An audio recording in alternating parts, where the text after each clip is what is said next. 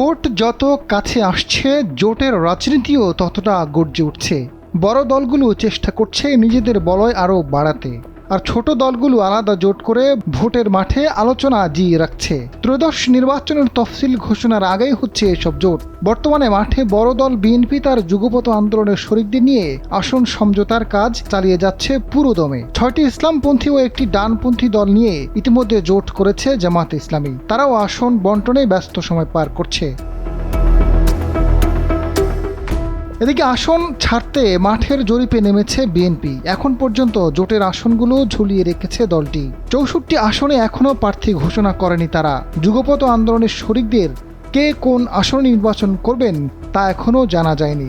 মিত্র কাউকে চূড়ান্ত করেনি বিএনপি। এতে হতাশার পাশাপাশি অনেকটা অস্বস্তি কাজ করছে শরিকদের মধ্যে। তবে আগামী সপ্তাহে বিষয়টি সুরাহা করার চিন্তা করছে বিএনপির নীতি নির্ধারকরা।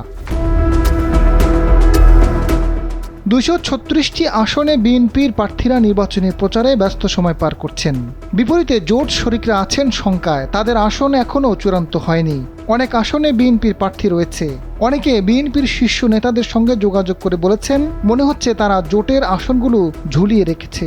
বিএনপি নেতারা বলছেন, রাজনীতিতে শেষ বলে কিছু নেই। আরও কয়েকদিন পর জোটের বিষয়টি স্পষ্ট হবে। যুগপথের বাইরে বেশ কয়েকটি ডান বাম ও ইসলামিক দলের সঙ্গে আলোচনা চলছে।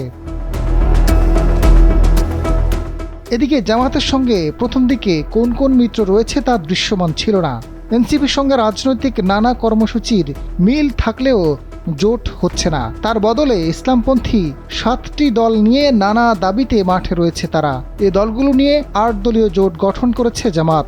দলটির পক্ষ থেকে 7 দলকে কিছু আসন ছাড় দেবে।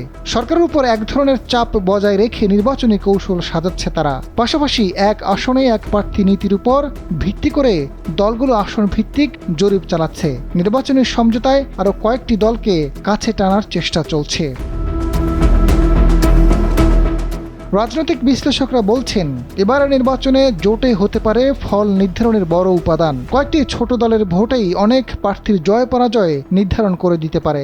আসন্ন ভোটে জোটের সমীকরণ গুরুত্বপূর্ণ হয়ে উঠেছে। কারা কার সঙ্গে যাবে, কত আসনে ছাড় পাওয়া যাবে, শেষ পর্যন্ত কে কাকে ভরসা করবে, সেই হিসাব নিকাশই এখন দেশের রাজনৈতিক অঙ্গনে সবচেয়ে আলোচিত বিষয়ে পরিণত হয়েছে। তবে ইসলামপন্থী দলগুলোর ভোট একই বাক্সে দিতে যখন ঐক্যমত্য, তখন বিএনপির জোট এখনও রয়েছে দোটানায়।